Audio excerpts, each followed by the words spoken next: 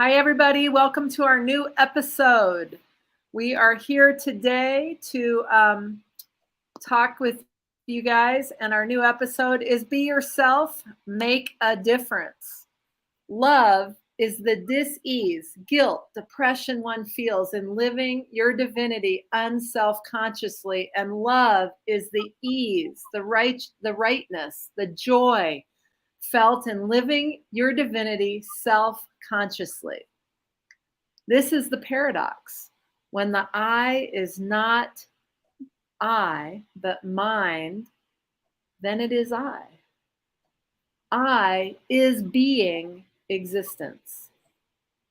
It does not exist, past tense. It is being existence. So we're going to explore this in today's episode. Um, Welcome, Betty. How are you? I'm fine, thank you. Had a happy 4th. Yes, good. And is there anything that you would like to say to bring in the subject of what we're going to be discussing today? Being yourself, make a difference. Yep, that last sentence you read is a really important difference to note because existing, being is man, exist and be is dead in the water. It's all past tense. Nothing, I can't say I exist. I have to say I exist. I'm existing because man is an action verb, not a settled, finished period, over with, done with, that kind of thing. Right, You have to really look at the way this is worded and phrased because Mrs. Laird was making that point very specifically. right. Yeah. Thanks. Okay. All right, very good. So I will just say a few things. Our Rethink Life um, video series is sponsored by the Institute of Metaphysical Science, established in 1959 as the Margaret Laird Foundation, researching, exploring, living, and teaching the science of being and the causal nature of consciousness. We're a nonprofit organization. The website is at scientificmetaphysics.org. We have been focusing on, and this may be our last episode, to focus on Government is Self-Government, the book written by Margaret Laird. It's excellent. And the last many episodes, probably every episode this year, pretty much has been referencing this book of Margaret Laird's, and as we do today. So be yourself, make a difference. Let's dive in Government is Self-Government on page 98. Margaret Laird wrote, "The health in the media makes the media work. Your health or wholeness is its own medical healing power."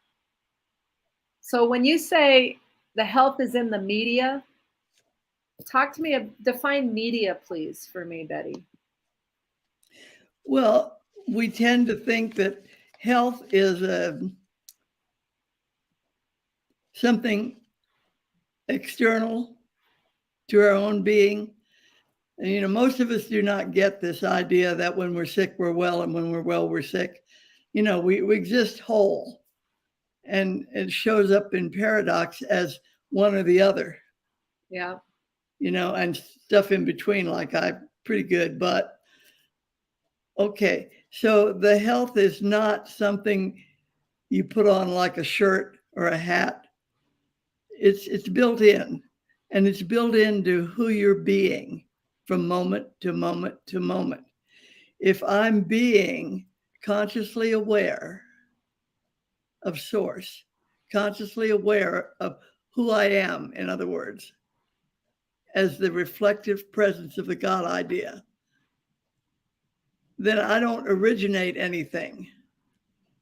But the way I live myself dictates what shows up in my picture world, my language world, my understandable form.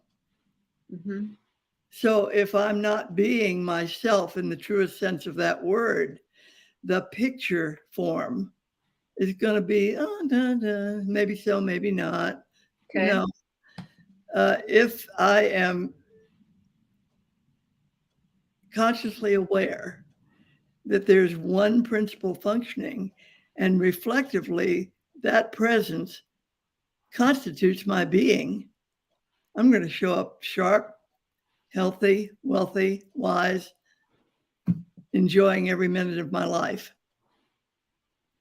Anything less than that is maybe so, maybe not. Right. So But the health in the media yeah, makes the media work. I want to understand that better. And so well, when I health say is what media, is media language world? What's media in that sense? it's the being. It's what's going on. The health is in the being. It's not something you add to yourself. So It's just, the health in the being makes the being work. That yeah, doesn't. But I'm already healthy. exactly, that's what I'm saying is that it doesn't. It's like So the who I'm being itself being works. yeah, And who then I'm I being either makes it work. recognize that fact or I don't Well, in my own human living. Yes. it looks that way in your human thinking that you're doing something like looking or deciding or figuring it out. But what actually is true is nothing is present but health with capital H. The And this health is the way it looks. is So the it's the language look. paradox. Yeah. So we In got paradox, health, the way it looks. and at this end we have health, and at this end we have sick, and all of it is health, capital H, health. There you go. There you go. And the media is your being. You Okay. are the media. All right. Okay. So your health or wholeness. The health is an established fact. It isn't something I have to go search for. I just have to look and see. If I don't feel good, well, what's going on, Betty? And then I say, oh, well, you have been kind of difficult here. You made a problem out of the way the yard is going, and the landscape people are not doing the right job, and blah, blah, blah, blah, blah, all that stuff. I'm living myself as a two-legged animal with problems, and oh dear, how am I going to resolve them? What will I do about this? What will I do about that? And in that frame, I'm being half healthy and half not, half being a two-legged animal trying to fix something. So the being that I am is the media. If that makes sense in that wording. So capital health is always present. Okay. I live and move and have being as capital health. Showing up in my language world depends on how I'm seeing myself. Right. Okay. All right. Clear. All right. And then in Science and Health on page 505, line 10, Mary Baker Eddy says it this way: the divine mind creates all identities, and they are forms of mind. The ideas of spirit apparent only as mind. Yep. So be yourself is literally that. Yeah, when you're being yourself, you're apparent as yourself, capital S. When you're not being yourself, it's apparent as a language look that's no. Right. Right. Okay. So what we think when we say, well, I'm just being myself, is not necessarily being yourself. In fact, likely is not. It's like Vic Young talking to Margaret said, who's talking, Margaret or you? Right. And if it's a bunch of junk, it's Margaret. Yeah. Okay. A bunch of preferences, druthers, all that kind of stuff. Yeah, or opinions or judgments. Okay. Or likes and dislikes, preferences, all that. Yeah. Yeah. Okay, very cool. All right, awesome. Okay, now if any of y'all have anything that you want to add, that you want to say, that you want to ask, just type that into the comments, and we will answer that if we're live still. and we'll bring it into the conversation. So feel free and do that, and just add those in. And if it's not live, we'll get them after the fact, and then we'll respond. But at any rate, we do welcome your participation and all of that. Okay. All right. And then in your book, Mind is the Athlete, on page 138, you said it this way: spiritual identity in the likeness of the divine is the reflection or evidence produced by mind action in its ongoing self-recognition. Yep. So unpack that a little bit. That's a lot of big words. Exactly. Which big word did you not understand, Kim? Spiritual identity in the likeness of the divine is the reflection or evidence produced by mind action in its ongoing self-recognition. Yeah. Mind action is man. And in that self-recognition, you have the spiritual identity. Mm-hmm. You don't have the self-recognition, you got the language look, thinking that it's something when it's nothing. Okay. Okay. So what gets you off is thinking the language world means anything at all. Yeah. And not only that, you're the only one that sees the language world the way you do. It's unique to everyone. I think I see the world out there, but believe me, what I see is not what you see. I know that very clearly. All right. Point taken. All right. So let's move on then. So in Government is Self-Governed, on page 99, Margaret Laird wrote, "In mistaking material personality for myself, I make the suffering of which I complain."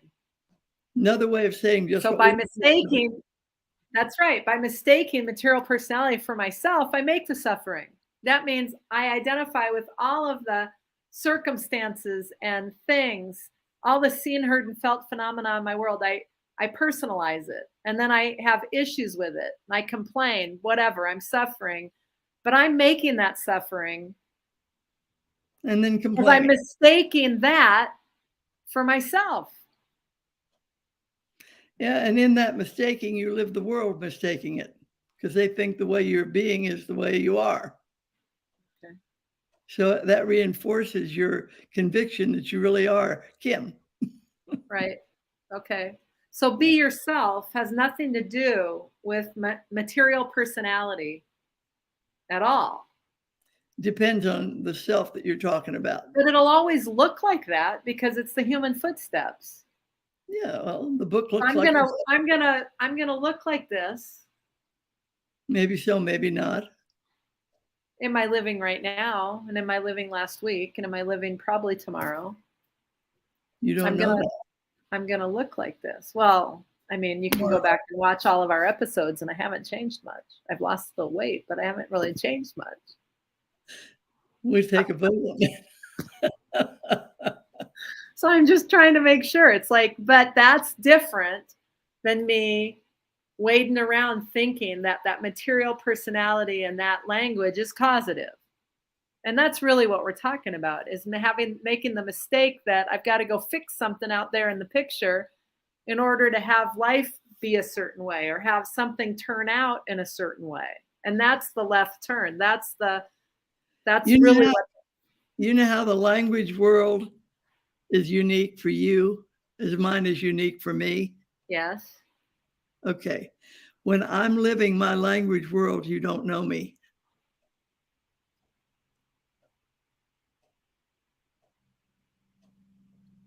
I don't know that. I'm not sure about that. Okay. But when you're living your language world. Because the language is non-existent. You can't know me. You only know your memory of me when you knew me. Got it. So when we're playing with language, nothing is for sure. No communication is really okay. It's a lie built on a lie. You know, you maybe right. Maybe not. Okay. Yeah. Mrs. Laird went on to write in that same area. She said, the discernment of the spiritual fact. Now, that's the beginning of the definition of science. Discernment of the spiritual fact. Okay.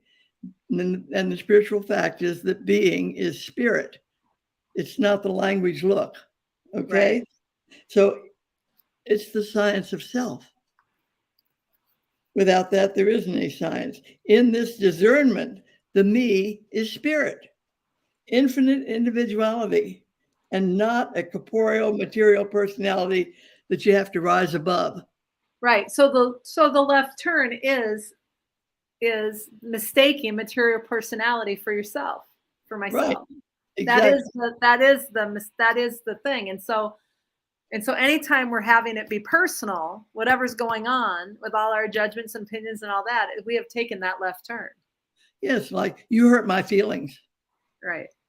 You weren't kind to me. Uh-huh. I don't like you today. As if my preference made a difference. Right. All it does is tell me where I'm standing. And then where I'm standing, I not only don't like you, I don't like me because I don't know me. Right. And so then I make the suffering from which I complain. Yeah. Okay, got it. All right. That is clear. So now, Mary Baker Eddy says it this way. In Science and Health, page 163, line 12, a spiritual idea has not a single element of error. And this truth removes properly whatever is offensive. So being yourself, living yourself as fact, conscious awareness. Yeah, dropping has no offense in it. Right. Offense is a judgment. Yep. And it's an personal. opinion. And usually it's about something in the material world. Yeah, and you take offense at your material world, at your language world.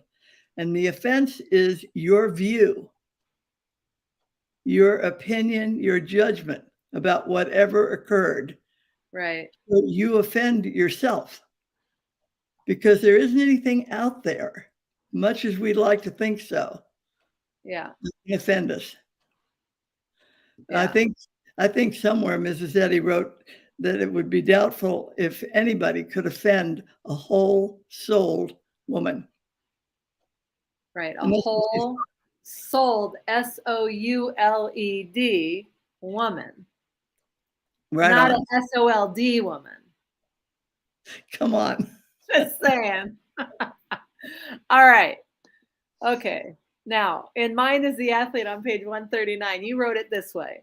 It should be clear to students that appearances of any kind indicate the presence of reality, consciousness, universal mind, the only way they can be seen individually each moment. And that's for you, your own self-discovering, right? Well, there isn't anybody else, is there? I know, but I'm just saying that's that whole self-discovering. Isn't that interesting? That's the hat God's wearing today. Yep. Right on. Okay. All right.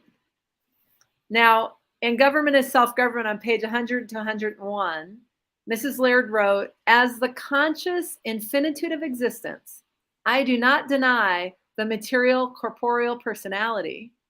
I seem to be, but live it consciously as mind spirit. I am being living insightfully as spirit. That's right. It'll look however it looks, but you're standing in fact. Right. Way bigger than this. Way more powerful. Way more because powerful. This doesn't exist. Exactly. It's just a look. Yes. Got it. Okay. And Mary Baker Eddy says it this way in Science and Health on page 284 and 285. According to science, the only real senses of something are spiritual, emanating from divine mind. That doesn't make sense as a quote, Mom. It is essential to understand instead of believe what relates most near to the happiness of being. Yes, there's a word missing in there. Okay, just a minute. According to science, the only real senses of man are spiritual. Okay, so the only real senses of man, so okay, there's just an M missing. The only real senses of man are spiritual, emanating from divine mind. It is essential to understand instead of believe what relates most nearly to the happiness of being. Yeah, so it's not about belief. Well, I believe I'm most happy when I'm ice skating, or I'm really most happy when I'm working in the garden. I'm really most happy when I'm reading a book and nobody's bothering me. Right. We have all those beliefs about ourselves. But this sentence says it's essential to understand instead of believe what relates most nearly to the happiness of being. Whatever I'm doing as Betty, it's activity, isn't it? Mm-hmm. All it can tell me is that I consciously am, period. Happiness is an inborn, integral, not inborn, but integral component of man. Right. Joy constitutes man. And happiness is living myself factually, which means I'm full of joy. Right. And that would lead to the statement, you're happy whether you know it or not. That's right. That's what Margaret used to tell me. Right? You're happy whether you know it or not. Mm-hmm. And because happiness is innate. That's right. It's present all the time, whether you're enjoying it or not, as Kim. So then the challenge is, when I don't seem or appear to be happy, would be like, well, if happiness is present, why do I think I'm not happy? Because I'm hooked into the belief system that says I'm Kim and something's going on that I don't like. Right. And I have a preference for something else. Right. And that has nothing to do with who you are. Nope. So be yourself. A lot. And being yourself makes a difference, period. That's right. Because it's everything. And we think if we can get that other guy to change his behavior, that will make us happy. And that's the biggest lie of all. Exactly. Fixing the furniture does not do anything for you. Right. Being who you are does it all. Right. Yeah, very good. And in your book, Mind is the Athlete, on page 139, you say it this way: identity, seen conceptually as language, is always sourced by the causative spiritual fact of individual being, namely reality, mind. Yep. The God idea in action is right. Man. Right. Yep. So that's about it. Is there anything else you want to say about be yourself, make a difference, to kind of roll this all together?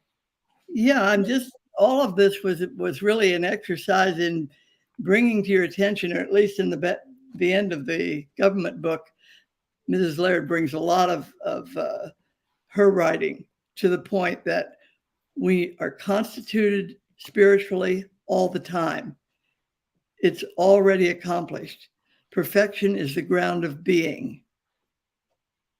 All the stuff that gets you upset, unhappy, lacking, miserable, sick, etc., etc., etc., all that stuff is stuff you add. I took a course once and they told me that human beings are meaning-making machines. And believe me, they are.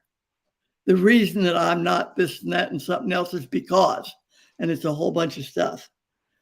The reason that I'm not rich, the reason that I'm not healthy, the reason that I'm not happy, the reason that I'm not able to go, the reason that I have to do something else, the reason is all kinds of stuff that doesn't actually exist.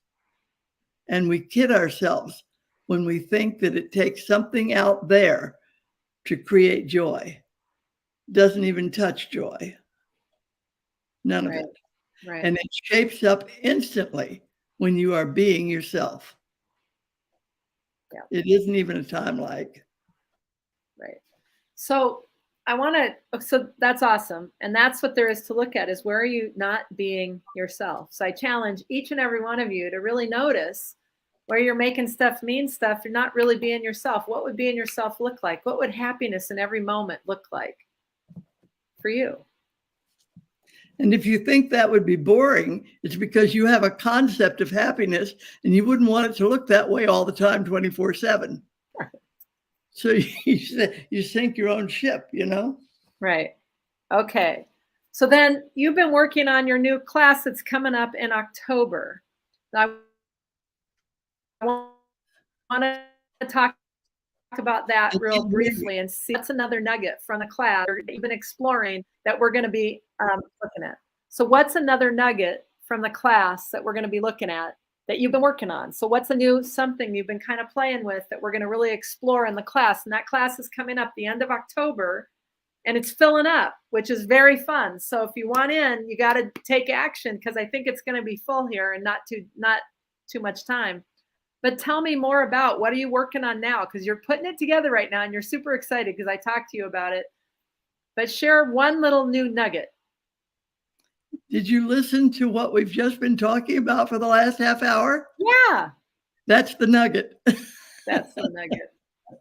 And we're going to be really exploring that. So be yourself, and what stops you from being yourself. Yeah. Okay. So again, we have a class coming up the end of October. You can go out to scientificmetaphysics.org and click a link. You can sign up. It's going to be here in La Jolla. It's not going to be online. You have to be present in La Jolla in order to participate. It is a 5-day class. So again, you have the opportunity. We have a special rate on at a hotel. Right. We have a special rate at the Inn by the Sea in La Jolla, California, and it's there's a special rate. It's all covered on the website. So when you come in, you can actually get a really great rate down there. And in October, it's a gorgeous time of year here in San Diego. So you want to make those plans, put it on your calendar. You will not have the opportunity to learn from somebody who is a master like Eddy, who brings all of the years of experience and study with the science, a true gift you can give yourself to come and participate. Again, it's filling up. It's fun to see people signing up, and so excited to attend. So at any rate, if that speaks to you, go out to the site, check it out, get yourself registered. It's a 5-day, unbelievable experience in terms of your own study and your own living of yourself. So I encourage it. Anything else you want to say on that, Betty? No. Nope. Okay. And she's hard at work creating it. So here we are.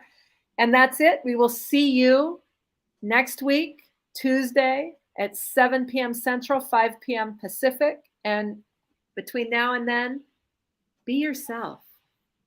Make a difference. Really yourself. Huh? Really yourself. Really yourself. Not who you think you are, but really be yourself. Not the label. And just play with it and see what that does. And we will see you next week. All right. Until then.